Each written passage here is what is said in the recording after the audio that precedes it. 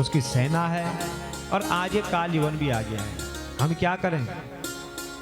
उसी समय भगवान श्री कृष्ण ने सोच विचार करके और समुद्र के भीतर एक सुंदर नगर बनाया जिसका नाम है द्वारका। बोलो द्वारका धाम की।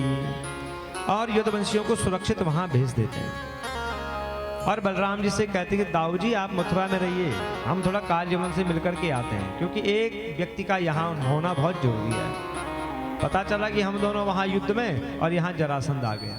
दाऊ जी ने कहा ठीक है जाओ।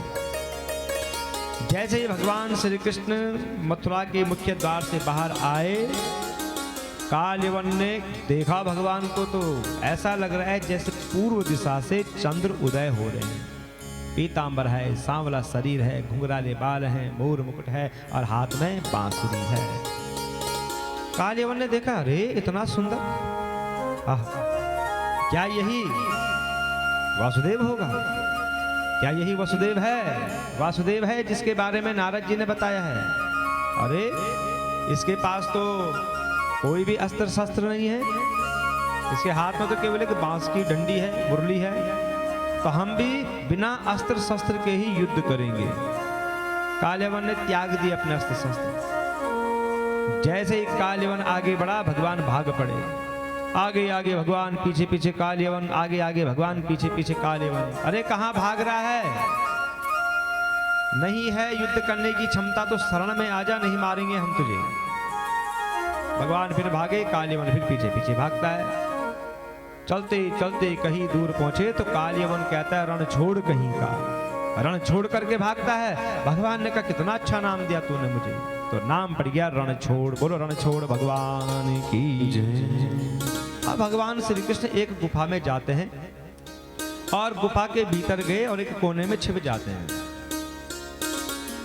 थोड़ी देर बाद भागते भागते काल यवन आया उस गुफा में।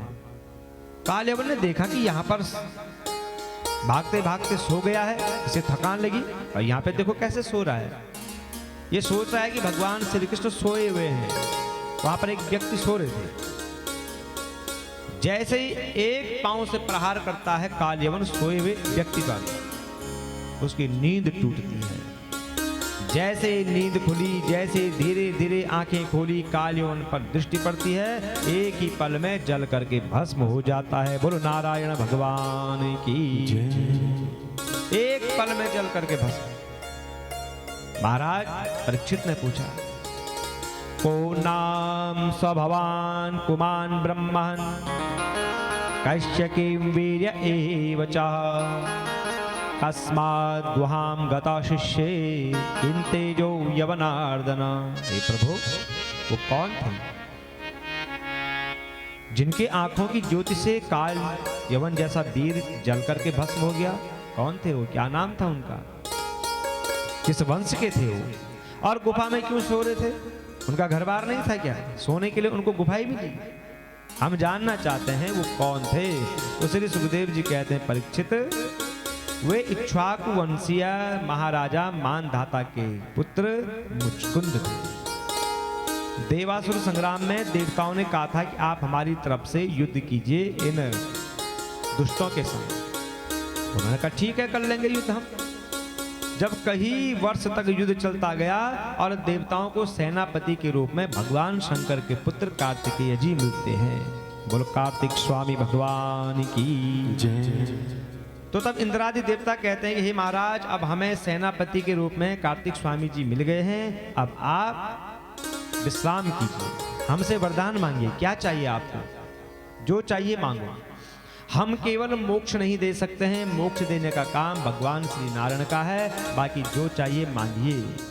अब आपका वंश का कोई भी जीवित नहीं है, ना आपकी रानियां हैं, ना आपके बच्चे हैं, कोई भी नहीं है, सब समाप्त हो गया है। अब राजा ने भी सोचा कि जब मेरा वंश ही नहीं रहा तो हम भी क्या करें। तो कहते हैं कि मुझे नींद दीजिए, मैं सोना चाहता हूं, और नींद के साथ ऐसा वरदान भी देना कि जो कोई मेरी नींद में व्यवधान उत्पन्न करे, दृष्टि पड़ते ही भस्म हो जाए।